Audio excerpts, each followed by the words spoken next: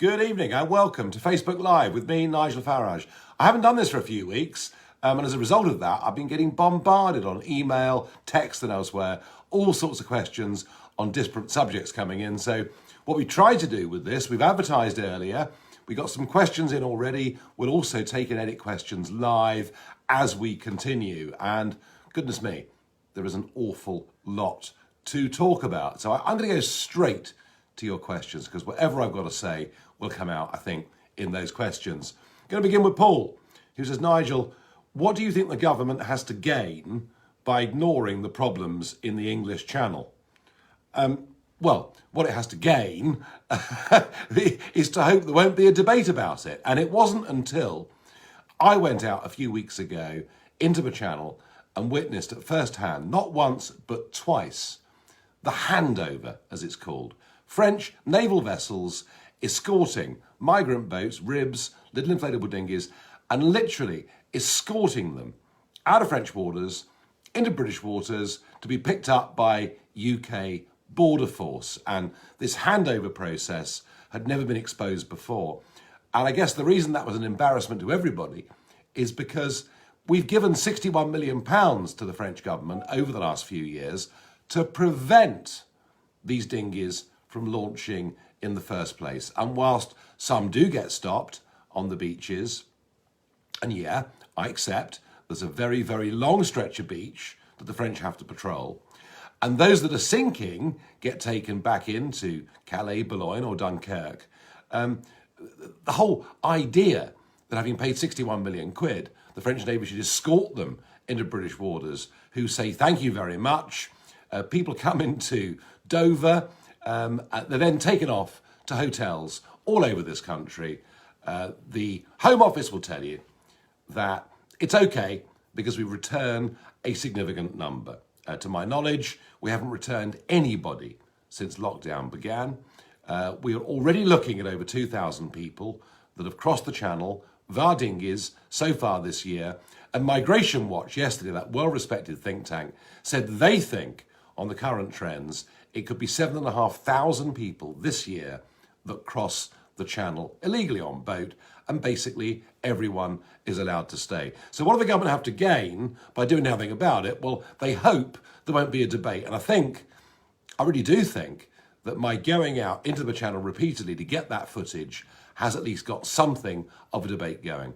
But we shouldn't forget, it isn't just dinghies coming across the English Channel, it's people coming into Tilbury in refrigerated containers. Remember that horrible death of nearly 40 Vietnamese people that happened a few months ago. It's people stowing away in caravans, in the back of cars. And do you know, we've actually stopped counting.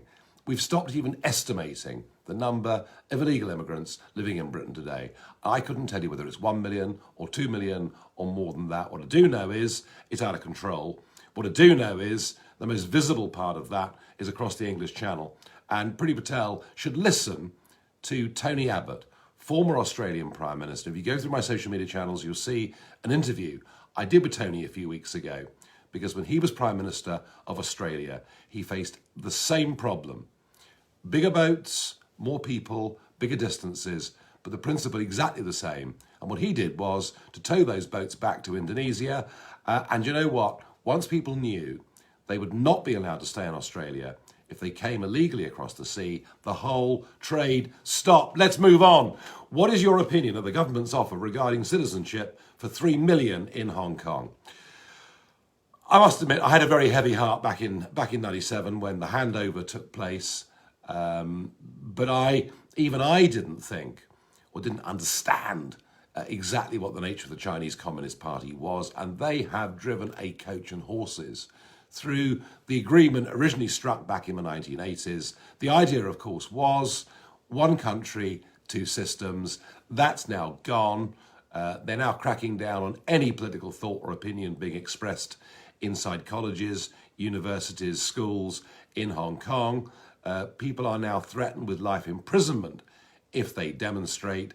It is a complete Chinese communist takeover of Hong Kong. That, of course, is shocking. It's awful.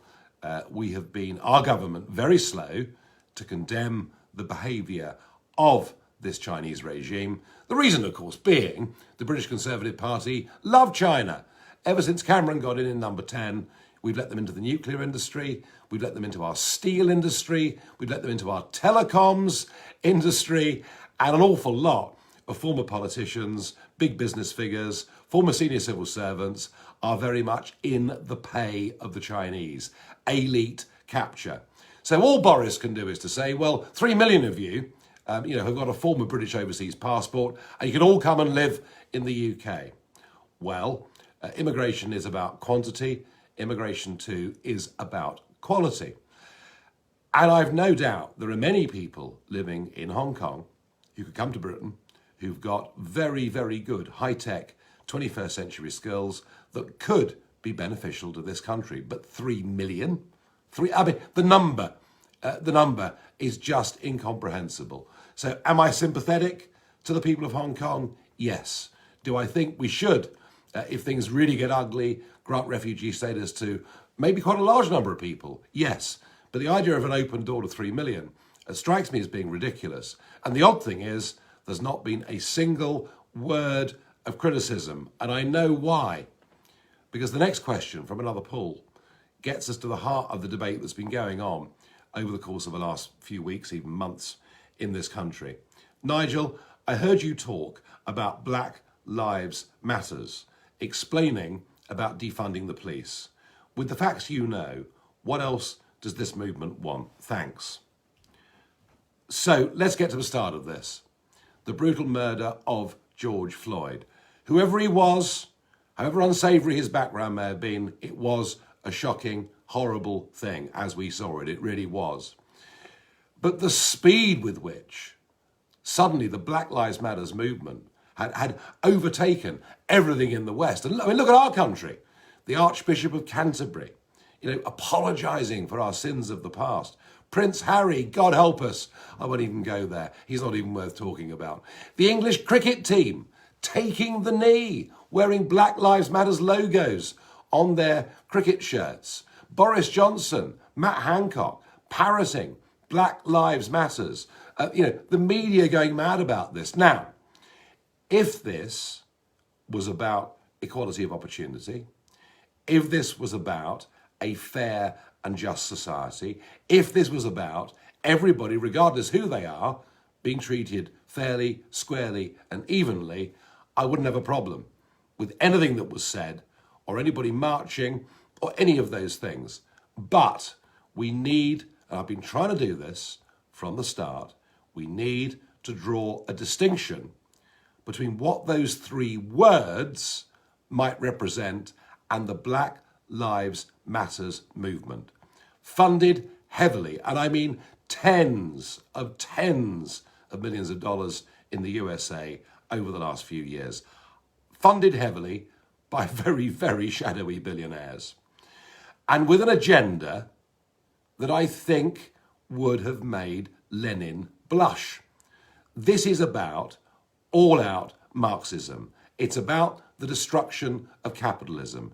It's about getting rid of the nation states as we know them. And of course, it's about defunding the police. And yet, many of those in our mainstream broadcast media, who you would have thought, given their position of responsibility, would before not just interviewing people, but also giving their own opinions, you would have thought they might have done a modicum of research. I found myself about 5 weeks ago on Good Morning Britain with Piers Morgan, who seems to have become increasingly crazy since this virus came along, explaining to a panel, incidentally a panel that was 4 against 1, but hey, I'm used to that in my career. But when I explained that Black Lives Matters was about defunding the police, that it wasn't actually about racial equality, it was about anarchy, it was about destroying all the symbols of this and every other Western country and what we stood for, I was outright called a liar.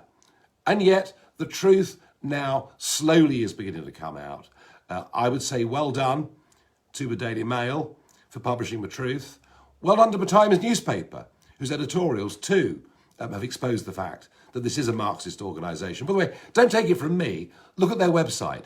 Listen to the people